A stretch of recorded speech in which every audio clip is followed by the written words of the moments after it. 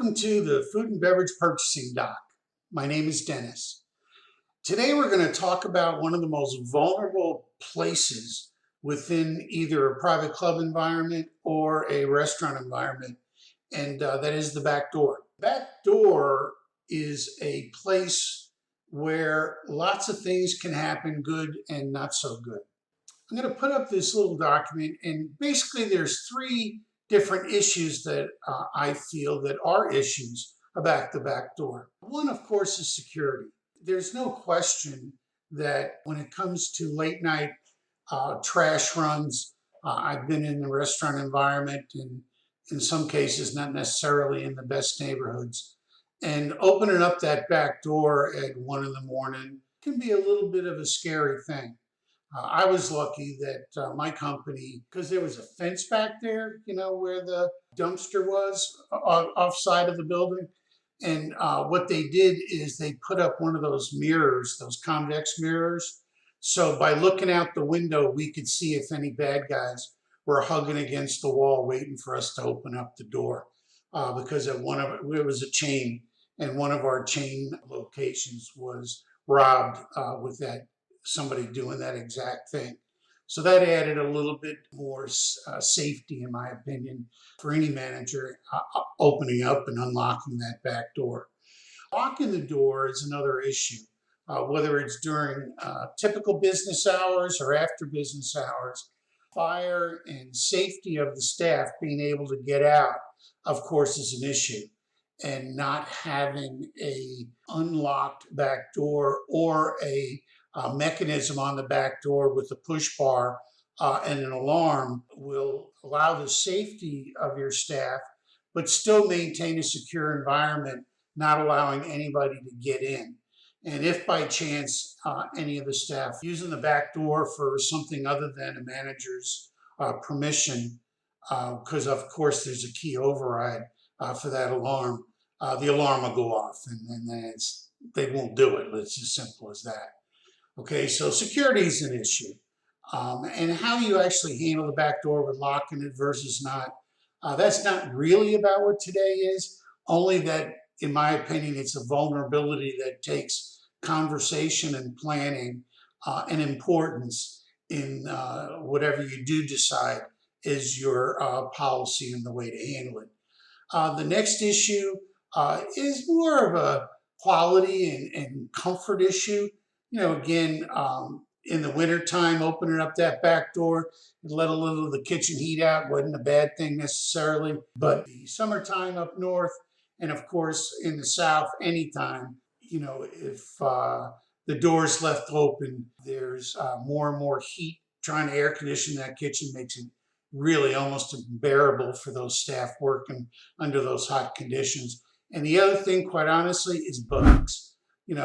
Bugs are bugs, and whether you're in the north or the south. They tease us about the size of our wood roaches here in Texas, and the horse flies are a little bit bigger in some cases than what I used to enjoy up in the Northeast. But in any event, controlling bugs is just a health issue for your customers and your staff, and keeping that back door closed is something that really will contribute to that completely. And lastly is the issue of theft. Here, I'm going to talk about a couple of things that actually happened to me in the past, and things, in my opinion, that you might want to really think about and come up with some reactive policies to try to control these possibilities. In regards to theft, one time this is amazing. I don't know, some of the chefs I found over time, and even restaurant operators, the dairy guy, which is less and less of something that's out there. So many broadliners have brought in the main products of whole milk, of course, and gallon whole milk in 2%, and all of that in the little pints, half pints, blah, blah. In a high-end operation like a country club, etc., they go through a ton of half and half with a lot of their recipes, and they make their soups from scratch and so on. So that half and half becomes what a hamburger would be in a middle market deal.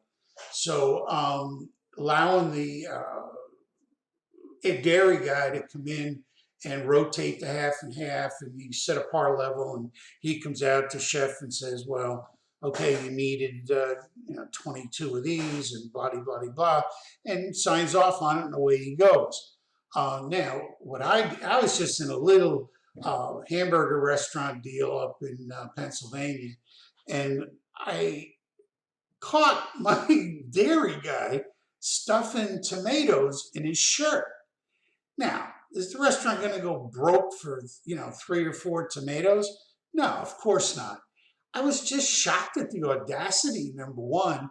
And then the thought went through my mind, what else has he stolen from me over the months? And quite honestly, he was there for years. Okay, so who the heck knows, if steaks made him out the door, or, I don't even want to think about it, to be honest with you. So that sent up, for me right there, maybe gave me an air of distrust, and I really wish I didn't have that, but it was true. And one other situation that happened to me, I was in a large country club, and I found a box of steaks wrapped in a trash bag in the dumpster. Somebody had taken a box of ribeyes, to be honest, oof, big dollars, threw them into a black trash bag, threw that trash bag into the trash, and put other stuff on top of it. So when we did our trash run, everything was cool and was dumped into the dumpster out back. And what we found was that he had friends out in the parking lot waiting for that trash run. When it was done, they'd quick come jump into the dumpster, pull out the box, and away they went. The club went to clear trash liners from that point forward.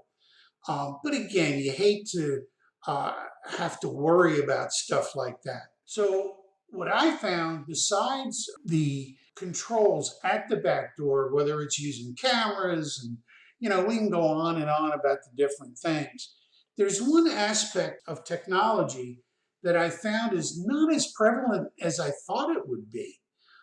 Back in my day, years ago, there was a concept called actual versus theoretical.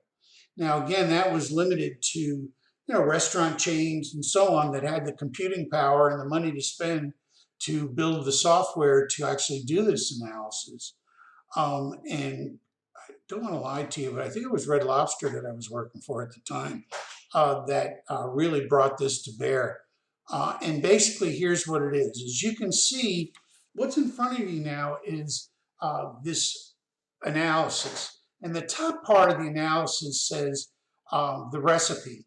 Now, just about every point of sale out there, just about every major broadliner is offering software where you can create a recipe for each of your menu items. Like in this case, for a 6-ounce top sirloin, you got the steak itself. This particular scenario, we're assuming the operator is buying a pre-cut product. There's 4 ounces of broccoli. Now, there will be sub-recipes to support the broccoli, the mashed potato, and potentially even a garnish. There's a sub-recipe before that controls what the spices were and the other add-ons, whether it's pimentos or onions or garlic or whatever fresh other ingredients are going into the presentation of this vegetable choice, for this particular plate. And of course, same with mashed potatoes. There's, whether you're using peeled or whole peeled, there's going to be a recipe to create those mashed potatoes. Are you using milk? Are you using pre-cut potatoes? Are you using a baker? That kind of thing. A number 2 utility, whatever. There's a sub-recipe to come up with what 4 ounces of mashed potatoes cost. Same thing with the garnish. God forbid people are out there actually using a parsley sprig. I'll gag. Don't do that. Please don't do that. That's like so 50s. I don't even know what to say about that. But there's many other types of garnish that would take some preparation, possibly some portion control, like a roasted garlic clove would be outstanding on top of a pure, newly cooked steak. Some people even use an onion ring, let's say, or whatever. So there's going to be some kind of sub recipe if there, of what the cost would be of that item. As far as table bread and butter, it depends on philosophy. Some people don't bring their recipe costing down to that level.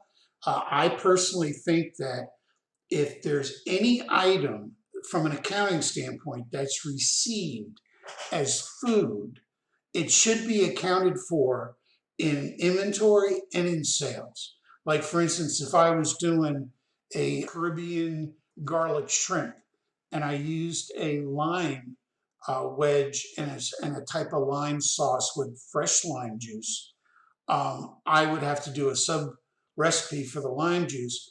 And even the lime itself, I don't know what count limes you'd use, but if I'm using a wedge, there would be in that garnish, besides the 2 ounces of sauce, let's say, there would be the cost of X number of limes. Now, typically when a restaurant or a club receives a case of limes, that gets written off the bar supplies.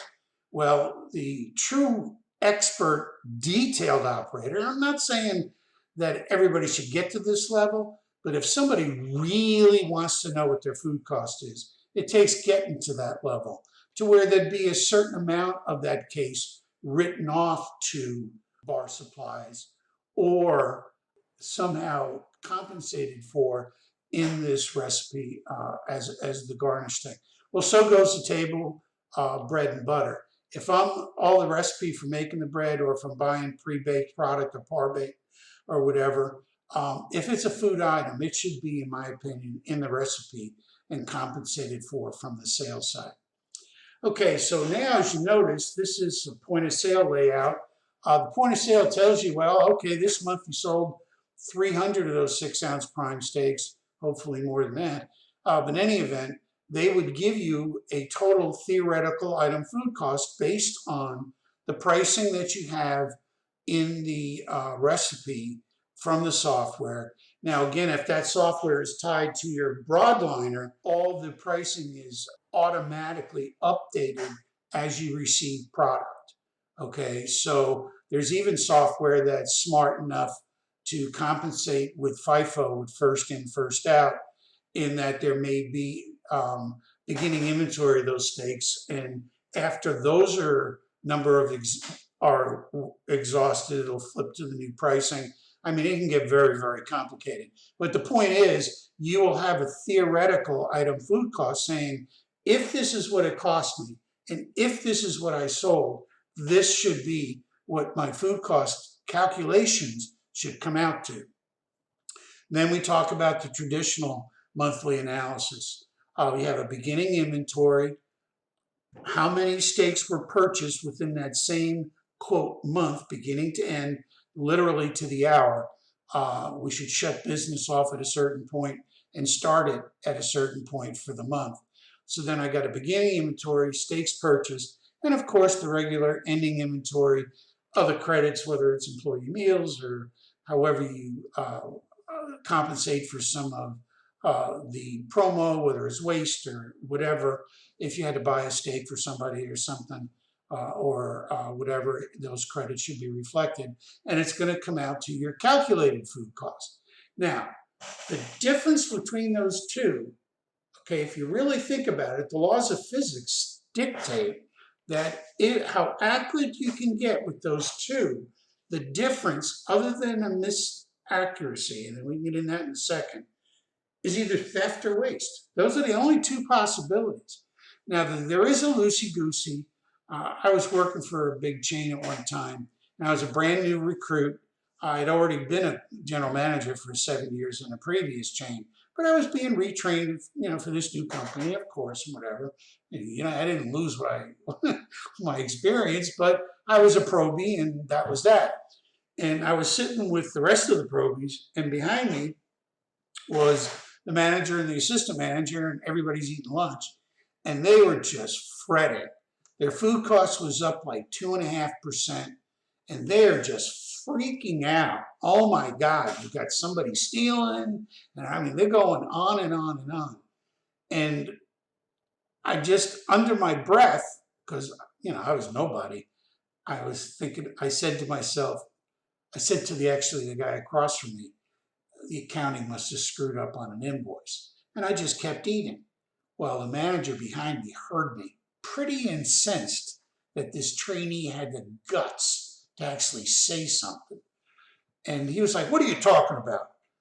I was like, "Well, if you think about it, 2.5% of our volume was like something stupid. Let's call it like $4,000. Okay." I said, "Do you know how much bulk product that is? Somebody would have had to back up a truck to steal $4,000 worth of stuff." He just looked at me. I said, "Doesn't it make sense that it was a truck? Maybe somebody put an invoice in the wrong accounting period?" "Oh, that never happened." You know what they found out? It happened. Now, was I so smart? No. The point I'm getting at is, if you have this level of analysis and everything else is accounted for, that's all that's left is mistakes. Okay? No pun intended. Mistakes, get it?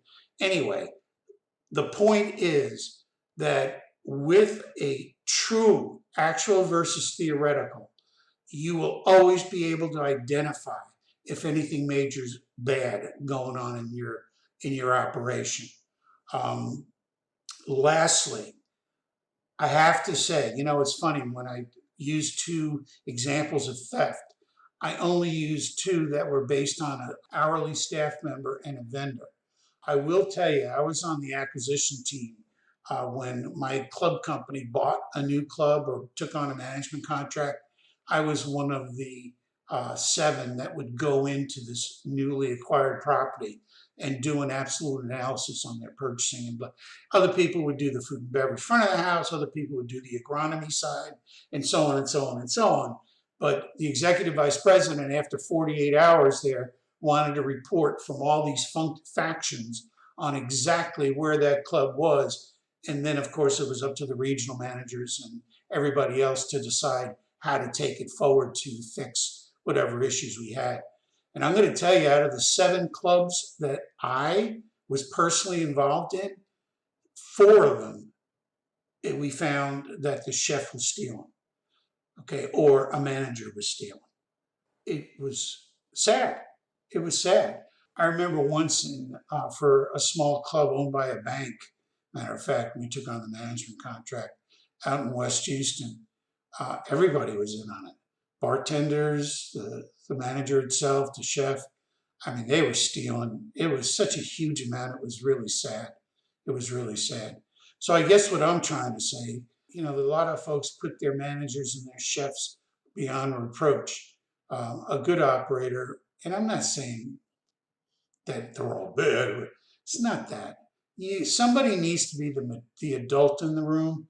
And sometimes if your costs are way out of line, you need to look at every possibility. That's all I'm saying. And actual versus theoretical, it may take, you could even do it by hand.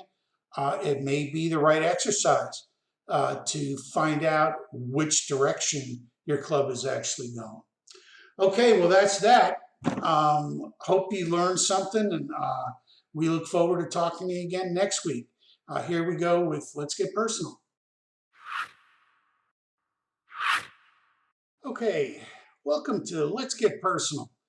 As you know, in this segment, we try to do something that may give some of the new restaurant managers and food and beverage directors and managers out there who have to work the floor little things to think about and maybe consider when it comes to making themselves a more effective promoter, let's say, of your food services and menu.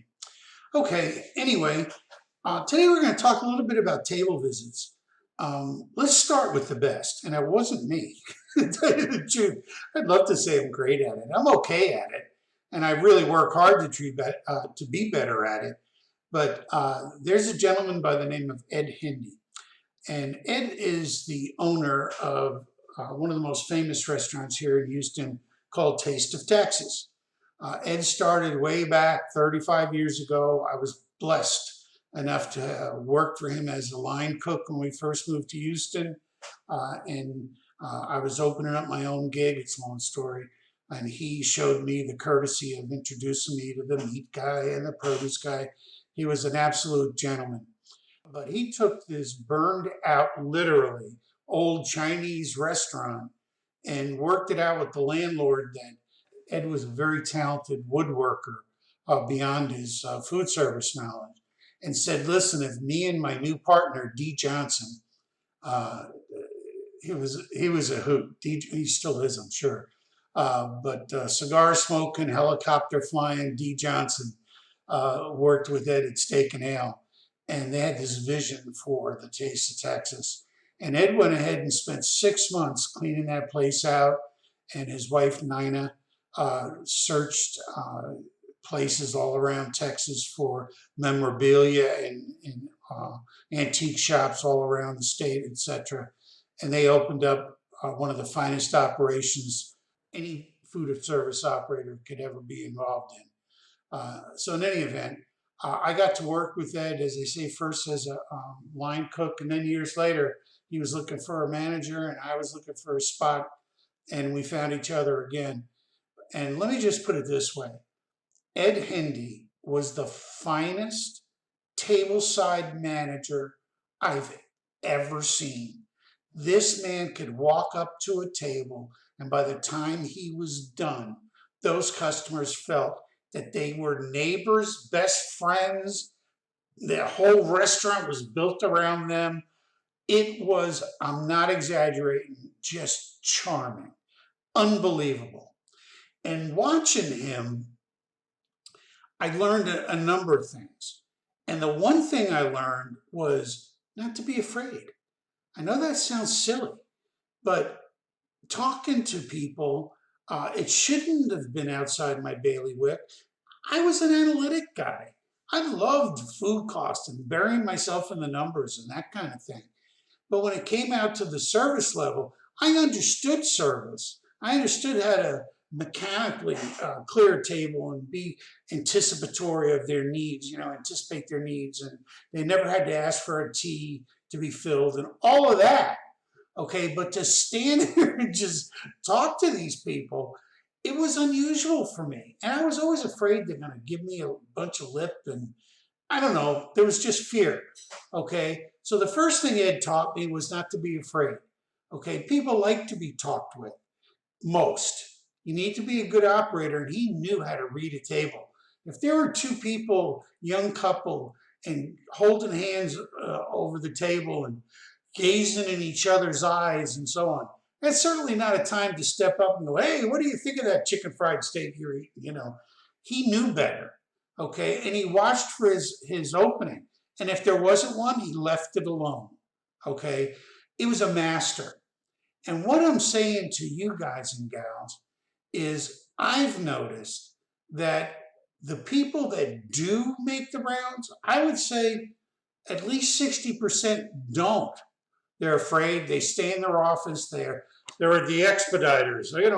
There's somebody, hey, you could hire an expediter, okay? Get out into the dining room, make a mark, figure out the best things to say, and you know what that is? Practice. I mean it sincerely. Everybody's got to end up creating their own shtick. Don't try to be Ed Hindy. Don't try to be me. Don't try to be anybody but you. And think about when you're the customer, how are you impressed when the manager comes up to you? And I'll just leave it at that. Take care. Hopefully we'll see you all next week. If you have any value to this video, I'm asking you, please subscribe. Please give me those little thumbs up. It helps a lot. Okay, well, take care now. Thanks very much. Bye-bye.